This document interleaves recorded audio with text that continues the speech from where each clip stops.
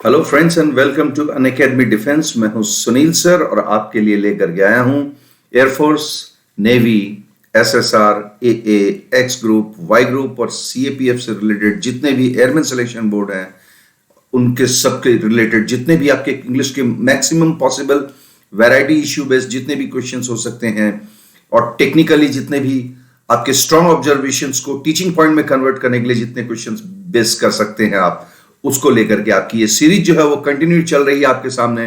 और gap fillers का एक और इश्यू मैं आपके सामने लेकर के आया हूं, तो आई hope you will love it. जरा सा इसको हम अच्छी तरह से ध्यान से पढ़ेंगे और देखेंगे and then you will realize the importance of this particular segment called gap fillers. आइए फ्रेंड्स, जैसा कि मैंने आपको पहले भी बता दिया था हमारा क्या चल रहा है, आपको अच्छी तरह से पता है।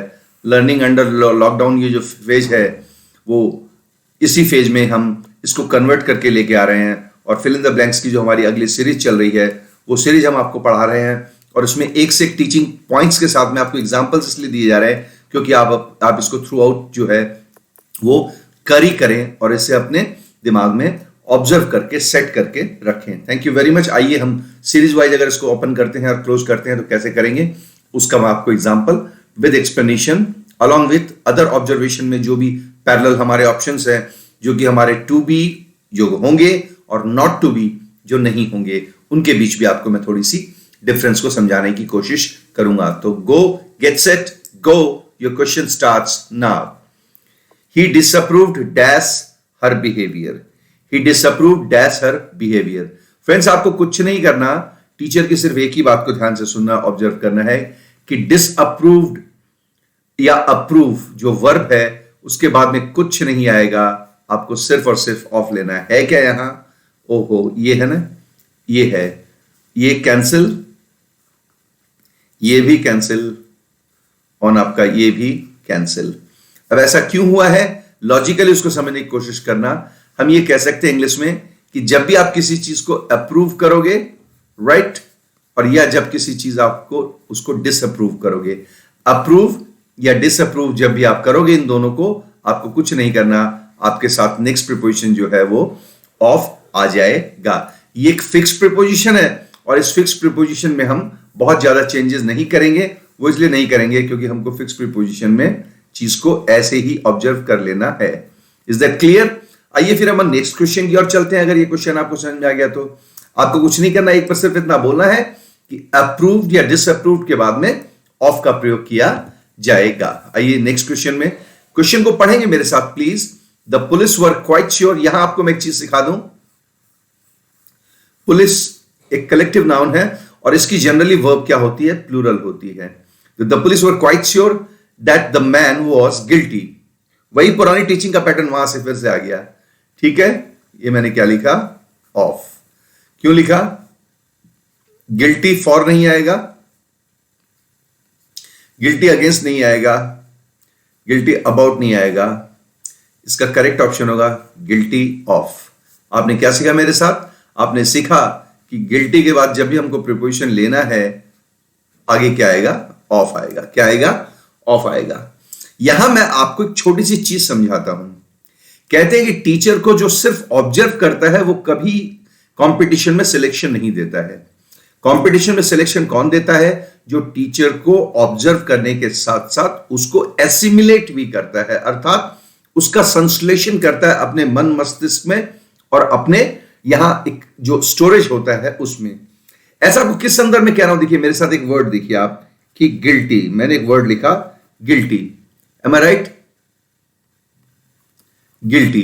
तो जैसे ही मैंने लिखा गिल्टी, GILTY, गिल्टी, ऐसे में क्या हुआ है कि इसके बाद अगर हमको प्रीपोजिशन लेना है और अगर हम अगर किसी केस का नाम लिख दें जैसे कि रुचिका, फिर हम लिखते हैं इसमें, राइट, ऑब्जर्व करते हैं के लिए रुचिका मर्डर, फिर आगे लिख देते हैं इसका फिर से एक रुचिका मर्डर केस। क्या लिखा मैंने, रुचिका मर्डर केस।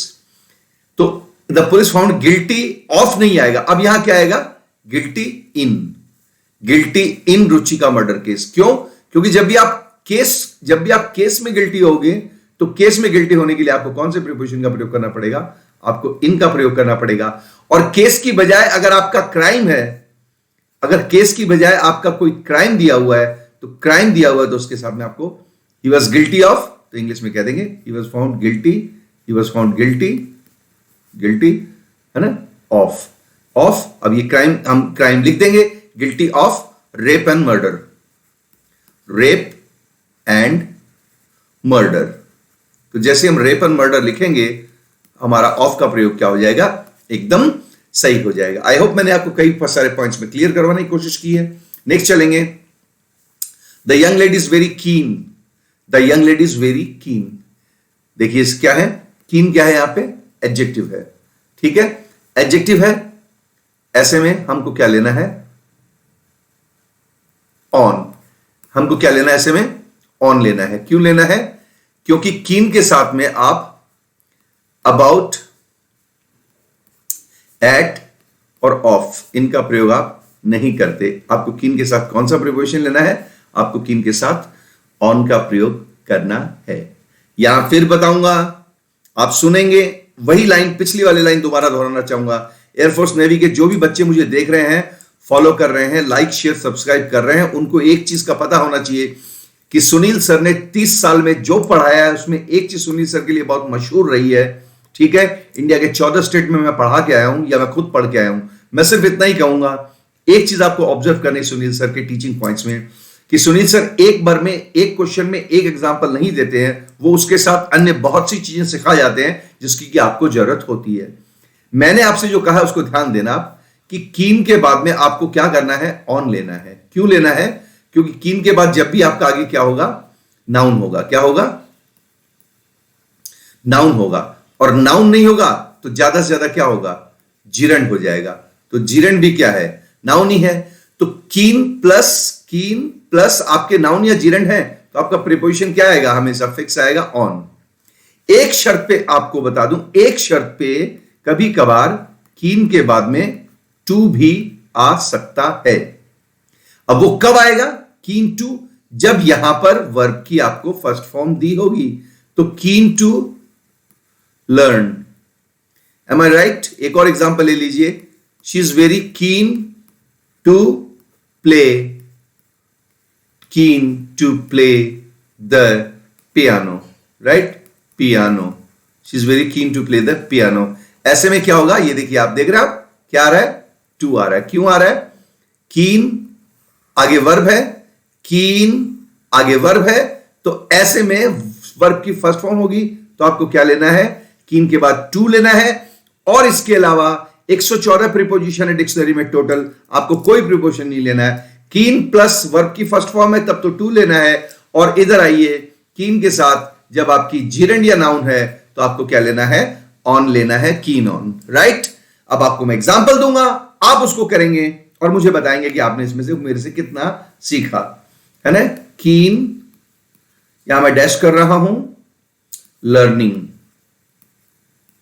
लर्निंग, एक लैंग्वेज का नाम लिख देता हूं आपके लिए, learning Spanish, right, Spanish.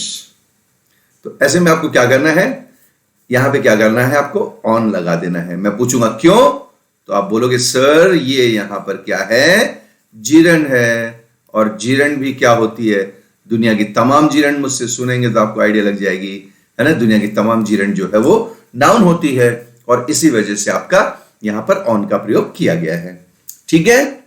So nice of you, thank you very much. Next question में, I can not do this work now as, as यहां पर कंजंक्शन है, इसका मतलब ये है कि ये पार्ट अलग है और ये पार्ट अलग है। स्मार्ट स्टूडेंट इसको अच्छे से समझेंगे, स्मार्ट स्टूडेंट इसको बहुत टेक्निकली समझेंगे। एक क्लॉज तो है आपका आई can not do this work, और दूसरा क्लॉज है I have other matters, right. यहां क्या होगा,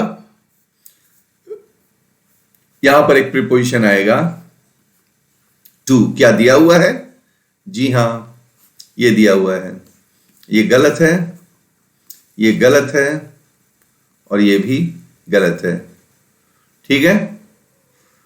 क्यों, ऐसा क्यों हुआ है वो सुन लीजिए आप। यहां पर एक वर्ब है अटेंड, ये अटेंड वर्ब जो है ये अपने साथ पीछे क्या ले लेगी, टू ले लेगी। अभी पिछले एग्जांपल में सिखा के आया हूं कि वर्ब की फर्स्ट फॉर्म देते हैं तो मोस्टली प्रीपोजिशन क्या आता है पीछे, टू आता है, और टू आने की वजह से हमारा ऑप्शन कौन सा राइट माना जाएगा, हमारा ऑप्शन बी राइट माना जाएगा।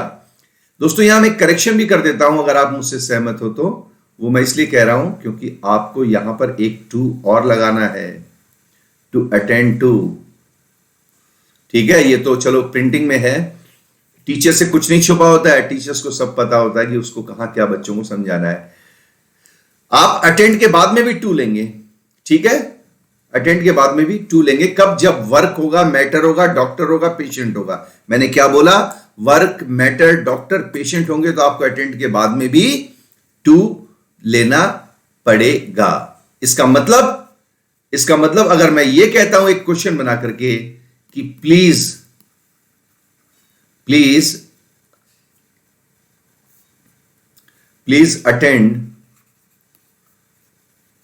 Attend dash the patient, sorry, तो अब आपको समझ में आ गया ये क्या है, अटेंड है, ये क्या है, पेशेंट है। आपको अटेंड के बाद में भी टू लेना कंपलसरी हो जाएगा। Thank you very much. उम्मीद है ये क्वेश्चन भी आपको समझ में आ गया होगा।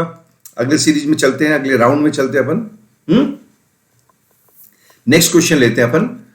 The father seems relieved as he has married both of his daughters. The father seems relieved, पिता जो है वो तनाव मुक्त हो गए हैं, कर्ज मुक्त हो गए हैं, क्योंकि ये एज फिर से आ गया, कंजंक्शन अभी बता के गया हूं, ये हिस्सा अलग हो गया और पिता जो है वो तनाव मुक्त हो गए, ये हिस्सा अलग हो गया, और ये एज बीच में आपका क्या हो गया, एज बीच में आपके इस वाक्य का क्या हो गया, कंजंक्शन हो गया। क्लियर दोस्तों, अगर एज कंजंक्शन हो गया तो इस हिस्से में उन्होंने अपनी बच्चियों की शादी कर दी है। तो दोनों बच्चियों की अगर पिता ने शादी कर दी है तो ये बच्चियां जो है अपने पिता से क्या हो गई है दोस्तों, ये बच्ची अपने पिता से शादी के बाद बच्चियां अपने अपने घर चली गई है, तो अपने पिता से क्या हो गई है, सेपरेट हो गई है। सेपरेट का प्रीपोजिशन ये नहीं है, ये भी नहीं है, ये सिर्फ दूर का प्रीपोजिशन है, सेपरेट का नहीं है। इस प्रीपोजिशन के प्रयोग से कोई चीज क्या होती है, सेपरेट हो जाती है। Double F, O double F कर दीजिए, मैरिड ऑफ, राइट। अब यहां पर एक लॉजिकली एक टीचर अगर मैं हूं और मैं एज ए टीचर अगर आपको समझाना चाहता हूं, तो मैं अगर आपको ये बताऊं कि मैरिड के बाद आप टू लगाते हैं, तब तो यहां पर जो इंसान है वो दोनों पति पत्नी हो जाते हैं, इसमें जो दो बंदे बंदियां हैं, है ना। और लेकिन मैरिड ऑफ है, अगर आपने मैरिड के बाद में क्या लगा दिया, मैरिड के बाद में, और अगर आपने ऑफ लगा दिया तो इसका मतलब आपने उनसे शादी नहीं की जिनका जिक्र आगे है, जो आगे ऑब्जेक्ट बन के आ रहे हैं। इसका मतलब है आपने उनसे शादी नहीं की, उनकी शादियां कर दी, खुद नहीं कर दी, आपने उनकी शादियां करवा दी, राइट। तो एक पिता जो है इस वाक्य में देखेंगे आप, एक पिता जो है इस वाक्य में वो अपनी दोनों बच्चियां जो है उसकी, उनकी शादी करवाएगा। और करवाने में क्या होगा, मैरिड ऑफ होते ही वो बच्चियां शादी होने के बाद अपने घर चली जाएंगी, अपने अपने घर, तो ये मैरिड जो है वो सेपरेशन का प्रतीक हो जाएगा, और तब आपका प्रीपोजिशन आ जाएगा ओ डबल एफ ऑफ। इस नाते सही जवाब क्या है आपका, क्वेश्चन का आंसर है B for Bhubaneswar. I hope you understood. दो चीजें सिखाई है मैंने, आप इसको ध्यान देंगे, मैरिड टू में और मैरिड ऑफ में क्या फर्क होता है। और कल का अगर मेरा पिछला वीडियो अगर आपने देखा तो उसमें एक मैंने मैरिड विद भी करवाया है, मैरिड विद। ये मैरिड विद उन लोगों के लिए बहुत बड़ी चुनौती या सबक है, बहुत बड़ा लेसन है ऐसे स्टूडेंट और टीचर के लिए जो पढ़ते पढ़ाते हैं, कि जो चैलेंज के साथ कहते हैं और बड़े मतलब नाटक करके फिल्मों के किसी कॉमेडियन की तरह हम चैलेंज करते हैं, मैरिड के बाद विद आ नहीं सकता, ये नहीं है, वो कुछ ऐसा कुछ नहीं है। अगर वक्त बुरा चला इंसान का तो हाथी पे बैठे आदमी को भी कुत्ता काट लेता है, एम आई राइट। और यहां यही होगा, मैरिड के बाद विद भी आ जाएगा, मैरिड के बाद टू भी आ जाएगा, मैरिड के बाद ऑफ भी आ जाएगा। ये सवाल है कि वक्त क्या चल रहा है उस वक्त और जरूरत किस चीज की है उस चीज की वाक्य में, राइट। तो आप ध्यान से सुनेंगे, मैरिड के बाद इन भी आता है, कैसे आता है मैरिड के बाद in, married in Spain, Virat and Anushka got married in Italy, Italy में मैरिज हुई थी ना उनकी। तो ऐसे में आपको क्या करना है, उन चीजों का थोड़ा सा ध्यान रखना है। इंग्लिश में चैलेंज किसी की नहीं चलती है, चुनौती देंगे, बाजुओं को मोड़ करके फौलाद दिखाने की कोशिश करेंगे, वो मारे जाएंगे। वक्त और हालात तय करेगा कि कौन सा शब्द किस जगह सही है और कौन सा शब्द किस जगह गलत है। ये याद रखें आप। The whole class sympathised. Sympathised का मतलब आपको मैं पहले तो हिंदी बता देता हूं, सहानुभूति रखना। क्या बोला मैंने? सहानुभूति। अगर सहानुभूति है तो के साथ होगी, सहानुभूति आपको किसी के साथ होगी। विद है क्या इसमें? विद है, विद है, बिल्कुल है, ये है। तो ये चार तो कैंसिल होंगे नहीं, इसका मतलब विद को लेना ही पड़ेगा अपन को। ठीक है, क्या करेंगे? सिंपैथाइज्ड विद, सिंपैथाइज्ड विद। दोस्तों मेरी बात को ध्यान से सुनना, इसमें क्या लगा हुआ है? ईडी लगा हुआ है। इसका मतलब क्या है? इसका मतलब ये है कि ये वर्ब है। तो आपको ये कहना है कि सिंपैथी को जब सिंपैथाइज करके वर्ब में कन्वर्ट किया जाता है, तो सिंपैथाइज जब वर्ब बन जाती है, तो ऐसे में हमारे पास कोई रास्ता नहीं, हमें विद का प्रयोग करना पड़ता है। लेकिन अगर ये वर्ब नहीं होती और इसकी जगह ऐसे हो जाता, मान लो सपोज, क्या? सिंपैथी। क्या हो जाती? Sympathy, sympathy. अब ये क्या है दोस्तों? ये वर्ब नहीं है, ये क्या है? ये नाउन है। तो ऐसे में अगर प्रीपोजिशन लेना होगा तो विद की जरूरत नहीं है। मैं जैसे कहूं कि मुझे तुमसे सहानुभूति है, तो आई हैव सिंपैथी, है ना, फॉर यू। यहां फॉर का प्रयोग कर सकते हैं। ऐसा क्यों है? क्योंकि सिंपैथाइज जो है वो तो आपकी वर्ब है, तो इसके साथ तो आपको विद का प्रयोग करना है।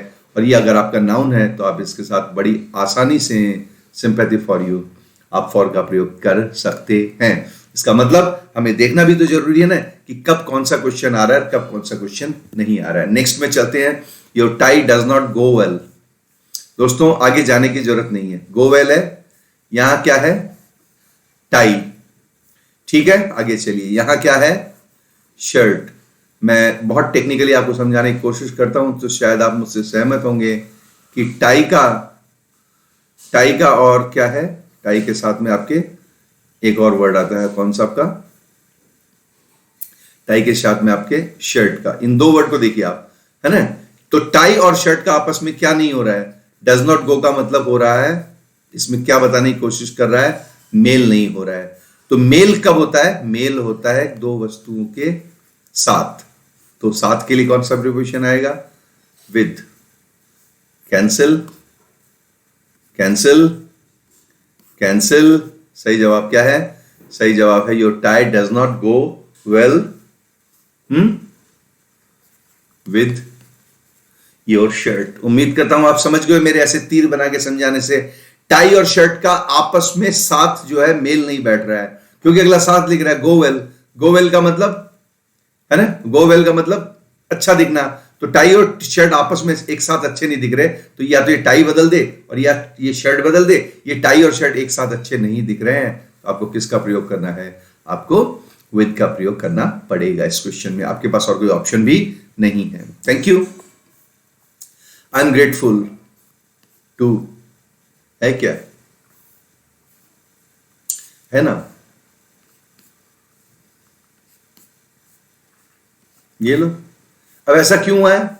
ऐसा इसलिए हुआ दोस्तों कि ग्रेटफुल एक क्या है? एडजेक्टिव है। और ध्यान से सुनोगे, ग्रेटफुल एडजेक्टिव के बाद जब भी यहां पर कोई पर्सन होगा, ह्यूमन होगा, पर्सन ह्यूमन, जब भी कोई पर्सन या ह्यूमन होगा, आपको कुछ नहीं करना, आपको ग्रेटफुल के बाद में सिर्फ एक प्रीपोजिशन लगाना है, ग्रेटफुल टू। लेकिन अगर सिर्फ ग्रेट होता और ग्रेटफुल टू नहीं होता तो क्या होता? तो वर्ड ऐसे ही बन जा सकता है। किसी को हम बोलते हैं ना, यार क्या बात है यार, तो इंग्लिश में क्या बोलते हैं? सो ग्रेट ऑफ हिम, है ना, उसका बहुत मुझ पे एहसान है।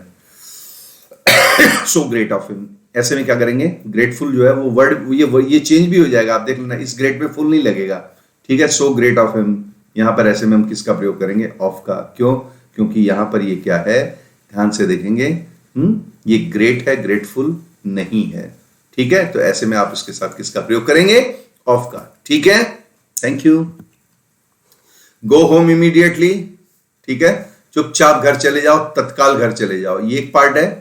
तुमको क्या है, तुमको करना क्या है, घर जाना है, तत्काल घर जाना है, घर जाना है। आगे चलो क्या लिखा हुआ है, इधर गैप है, इधर क्या है, तुम्हारी माँ इज लुकिंग, लुकिंग माने फॉर दिया हुआ है लुकिंग के साथ, इसका मतलब क्या है, खोज रही है, राइट, खोज रही है। बिहार में बोलते हैं ना, तू यहां बैठल बानी तरह से तो है कि खोजात बानी, घर खोजात बानी मतलब खोजवा रहे हैं, मतलब लुकिंग कर रहे हैं, they are looking for you, इसका मतलब तुम्हारी तलाश कर रही है तुम्हारी माँ। इसका मतलब यहां पर जो आएगा वो क्या आएगा, 100% कंजंक्शन आएगा, राइट। तो तुम्हारी माँ तुम्हें तलाश कर रही है, तो तुम्हें घर जाना है। और तुम्हें घर क्यों जाना है, तुम्हें घर क्यों जाना है, क्योंकि यहां पर दिया हुआ उसका क्या कारण, कारण क्या दिया हुआ है, रीजन दिया हुआ है कि तुम्हारी मां तलाश करनी है। रीजन कंजंक्शन बिकॉज है क्या कहीं पे, ये रहा बिकॉज, ये बिकॉज दिया हुआ है ना।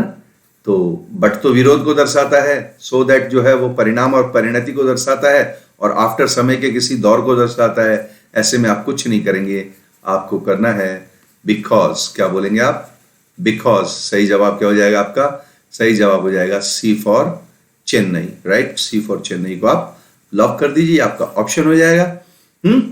गो होम इमीडिएटली, क्योंकि कारण बता रहा है कि आपकी मां आपको खोज रही है। आई hope you understood that, thank you very much.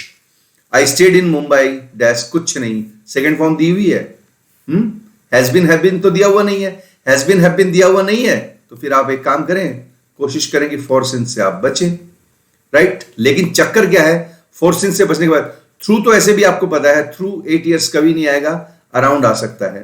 तो फर्स्ट पॉइंट ये कहता है कि सेकंड फॉर्म के साथ हैज बीन हैव बीन का प्रयोग अगर थर्ड फॉर्म बना देता है उसको, तो हम कर सकते हैं। तो सिंस तो वैसे भी नहीं आएगा, सिंस तो ऐसे भी नहीं आएगा, क्योंकि सिंस में क्या है, 8 years क्या है, एक पीरियड है, क्या है, 8 years क्या है, एक पीरियड है, ये पुख्ता समय नहीं है, ये सिर्फ एक पीरियड है।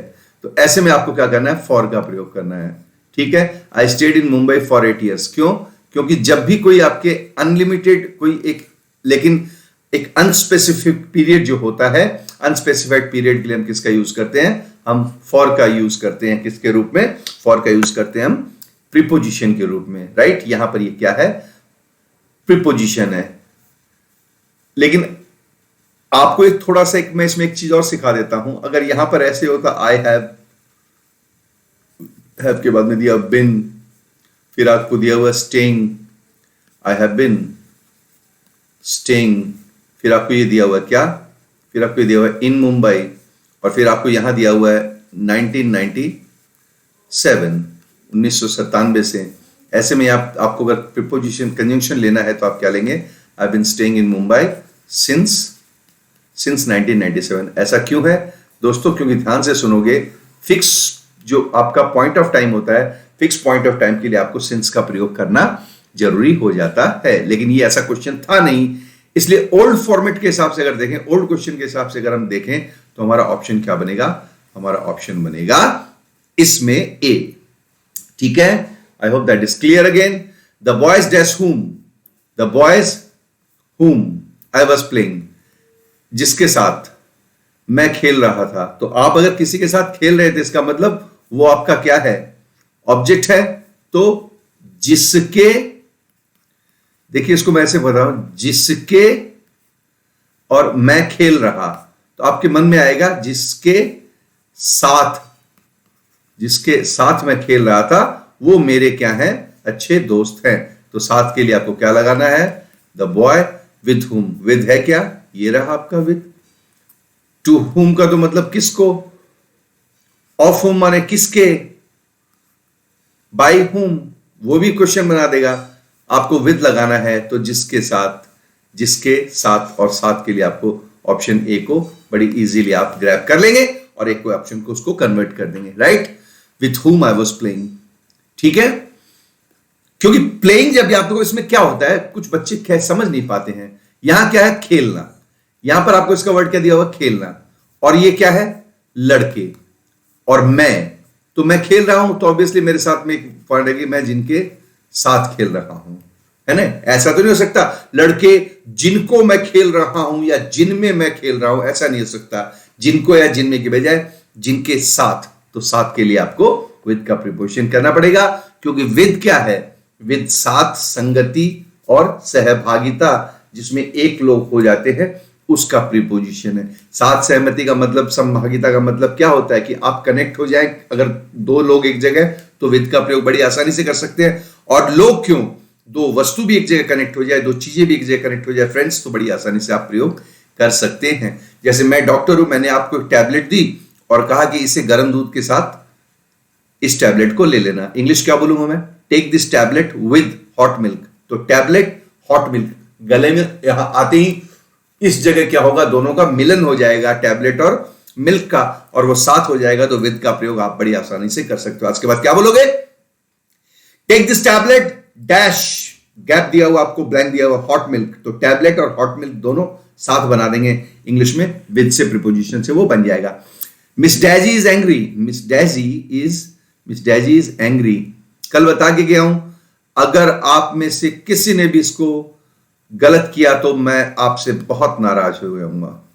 Miss Daisy is angry with, मैंने आपको कल क्या कहा था? एंग्री के बाद एट आ सकता है। शब्दों की ओर ध्यान दें, अपने टीचर को समझने की कोशिश करें। एंग्री के बाद एट आ सकता है, लेकिन इस वाक्य में नहीं आएगा, क्योंकि एंग्री के बाद एट तब आता है जब उसके आगे जो है वो हालात हो, या कोई बात हो, या कोई मुद्दा हो। क्या हो? कोई मुद्दा हो, राइट? अगर इंसान है सांस लेते हुए, हार्ड मार्क्स के अगर इंसान होते हैं सांस लेते हुए, तो इंसानों के साथ में पीछे आपको मैं वर्ड बताऊं, ध्यान देना। एंग्री माने नाराज, हैप्पी माने खुश, एंग्री, हैप्पी, है ना, प्लीज्ड, डिसप्लीज्ड, अनॉयड, ये सब जब भी आएंगे उन सारे वर्ड्स के साथ में आपको इंसानों से पहले क्या लेना है? किसी से आप खुश हो, दुखी हो, नाराज हो या संतुष्ट हो, आपको इंसान अगर दिया हुआ है तो आपको किसका प्रयोग करना है? विद का प्रयोग करना है। ऐसे में आपका सही ऑप्शन हो जाएगा ये विद। ठीक है, ये गलत है, ये गलत है। नेक्स्ट स्लाइड में चलते अपन, क्या आएगा? My father lives. Technical question है, अ स्मॉल विलेज डैश। ठीक है, कोई बात नहीं दोस्तों। यहां एक चीज कहते हैं, जरा आप ध्यान से सुनोगे। ये मैंने लिखा लिव्स, लिव्स है वर्ब है। लिव्स क्या है दोस्तों? बोलिए मेरे साथ, लिव्स एक वर्ब है। अब ये क्वेश्चन पीछे भी आगे गया था, ध्यान देंगे। ये देखिए यहां पर क्या दिया हुआ है? I stayed in Mumbai. यहां भी रहना है, यहां भी रहना है, लेकिन यहां पर क्या दिया हुआ है? समय दिया हुआ है। तो आपको रहना है, रहने के साथ समय दिया हुआ है, तो समय के लिए फॉर का प्रयोग कर दिया आपने। ठीक है, लेकिन यहां पर रहना के साथ में समय नहीं है दोस्तों, खतरे की घंटी है। ये स्थान है कौंडलपुर, छोटा गांव, एक छोटा गांव, राइट? क्या है? एक छोटा गांव है। ऐसे में छोटे गांव में यहां पर भी आप चलेंगे, छोटा गांव है, क्योंकि लिखा हुआ है ना स्मॉल विलेज। और ये क्या है? आंध्र प्रदेश। आंध्र प्रदेश क्या है? पूरा का पूरा एक बड़ा राज्य है, दक्षिण भारत का एक बहुत ही अच्छा खासा राज्य है। अभी तेलंगाना इससे अलग हुआ है, तो क्या हुआ? राज्य तो है। तो एक छोटा गांव है और एक पूरा का पूरा राज्य है। तो एक में तो आ जाएगा, यहां गांव के लिए तो आ जाएगा एट, और इसके लिए आ जाएगा इन। अब ये कॉम्बिनेशन इसमें नहीं है, दोनों में एट है। इसमें इन एट है, इसमें इन है, इसमें दिया हुआ है एट। तो ये एट जो है ये तो कोंडापुर गांव के लिए आ गया, और ये इन जो है ये किसके लिए आ गया? आंध्र प्रदेश के लिए आ गया। सही जवाब हमारा क्या हो गया? D for David Dhawan, Arun Dhawan के पापा। चलिए क्वेश्चन नंबर 30 कंप्लीट है। डी में डबल फिलर्स है सर, डबल फिलर्स में गैप तो है ही, तो क्या दिक्कत है? डबल फिलर्स को डबल फिलर्स की कैटेगरी में लर्न करेंगे। देयर इज नोबडी, अरे कोई नहीं है। हिंदी में क्या बोलते हैं? घर पर कोई नहीं है। ये है इज माने है, घर पर कोई नहीं है। तो घर पर के लिए क्या आएगा? At home. है क्या?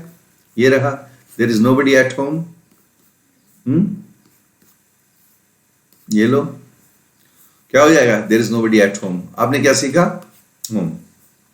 यहां मैं आपको बता दूं, गो वर्ड जो है, गो वर्ब के साथ जब आप होम का प्रयोग करते हैं, किसका? गो के साथ जब भी आप होम का प्रयोग करते हैं, अगर आपका खुद का घर है आप कभी भी इसके साथ कोई भी कंजंक्शन ये टू वगैरह जैसे किसी प्रीपोजिशन का प्रयोग नहीं कर सकते। आपको सीधा कहना है, आपको गो होम। गो होम, यहां क्यों बैठे हो राजू? राजू यहां क्यों बैठे हो? सर मेरी स्कूल बस चली गई। तो taxi low, rickshaw low and go home. Okay, शाम होने वाली है बेटा, go home, please go home, go home, go home. ठीक है। पास्ट फॉर्म में करेंगे वेंट, वेंट होम, तो भी वही बात है। She went home, I went home, I am going home, she is going home, he is going home. Go, went, gone, going form कोई से भी लें, अगर आगे आपका घर है तो आप कभी भी इसके साथ आपको इसका क्या करना है, टू नहीं लेना है। लेकिन होम के अलावा आप school, college, bank, church, library कहीं चले जाओ, यूनिवर्सिटी चले जाओ, अहमदाबाद चले जाओ, पटना चले जाओ, रांची चले जाओ, हजारीबाग चले जाओ, चाहे इलाहाबाद, कानपुर, मुगल सराय, बनारस कहीं चले जाओ, आपको बाकी जगह के लिए आपको टू का प्रयोग गो के साथ में, गो टू, गो टू। और जैसे मैंने बोला रांची, तुम एक काम करो, ये आम की टोकरी ले जाओ, बबीता दीदी का ससुराल है रांची में, ये आम की टोकरी उनको दे आओ। इंग्लिश क्या बनेगी? Go to Ranchi. Go Ranchi नहीं बनेगा, ठीक है, ध्यान रखना इस चीज को। नेक्स्ट में चलते अपन, आई डू नॉट एग्री। अभी अभी मैंने बताया आपको, फिर बता दूंगा, रोज बता रहा हूं। यहां क्या लिखा हुआ है देखिए पीछे क्वेश्चन में, ये रहा, ठीक है। एंग्री, एंग्री माने नाराज, हैप्पी माने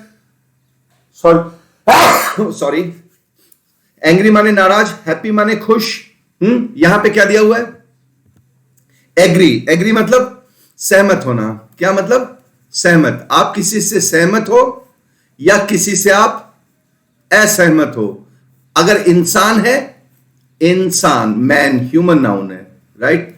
अगर इंसान है, ह्यूमन नाउन है, ऐसे में आपको एग्री, डिसएग्री के साथ हमेशा आपको विद का प्रयोग करना है। विद कहां है इसमें? विद ये रहा, विद ये रहा, ये कैंसिल हो जाएंगे, ये भी कैंसिल हो जाएगा, ये भी कैंसिल हो जाएगा। सही जवाब आपका D for Danny. Indian film में था ना वो, फिल्म में सनी देओल के अपोजिट। चलिए, I do not agree with you. अगर आप डिसएग्री, अगर आप डिसएग्री होते हो तब भी यही आएगा, आई डिसएग्री विद यू। असहमत नहीं हो, आप डिफर कर रहे हो, आई डिफर विद यू, डिफर, है ना। तो यहां पर भी क्या आ जाएगा? विद आ जाएगा। तो आप इसको कभी भी छोड़ेंगे नहीं, इसको रेगुलरली आप यूज करेंगे और देखेंगे। नेक्स्ट चलेंगे, दो she is very much interested.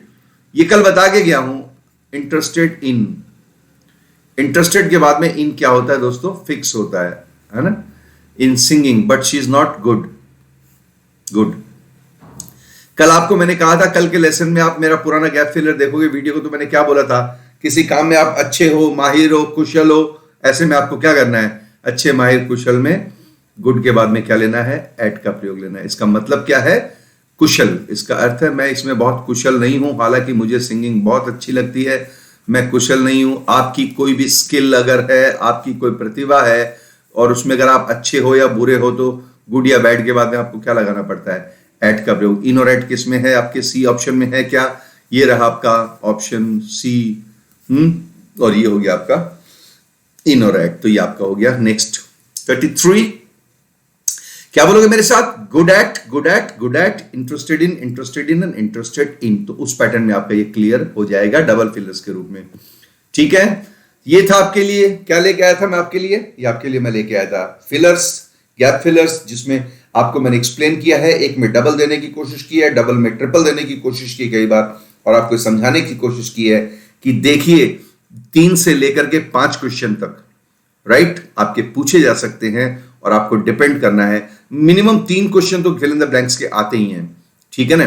तो उसको आपको डिपेंड करना है कि एक एक क्वेश्चन से एयरफोर्स में हजारों नौजवान जो है नेवी में आंसू बहाते हैं, एक एक नंबर के लिए कट ऑफ से बाहर चले जाते हैं, और जब उनकी ज्वाइनिंग चस्पा करते हैं ऑफिस के बाहर, आजकल तो इंस्टेंट रिजल्ट आता है, तो they are not suppose to be qualified just because of one mistake, just single mistake in fill in the blanks. So I hope you love it. Thank you very much. You are watching Gap Fillers, based on the latest examination pattern and the exam which is conducted by Air Force Authority, that Airman Selection Board. This is all that I am giving you. We have one more edition of the same which we will be continuing tomorrow for you. Hope you loved it, you enjoyed it, and you really got it, to the, best of your abilities, and retain it, और इसको आप कायम रखेंगे। Retain का मतलब है दिमाग में संस्मरण में समझा करके इसको दबा के रखना। और ये जो वीडियो है इसको आप बार बार आपको देखने की जरूरत नहीं है, एक बार फिर सिर्फ एक बार स्क्रॉल करके दोबारा से देख लें, हेडफोन लगा लें, आंखें बंद कर लें, लेक्चर को सुनते रहें। You will be the king of king. Thank you very much. Unacademy defence में मैं सुनील सर आपके लिए इंग्लिश के गैप फिलर्स लेके आ रहा था, और अब आपसे फिर अगली मुलाकात जो हमारी नेक्स्ट एपिसोड में, नेक्स्ट आपका जो वीडियो अपलोड होगा उसमें होगी। तब तक के लिए thank you very much. Have a wonderful day.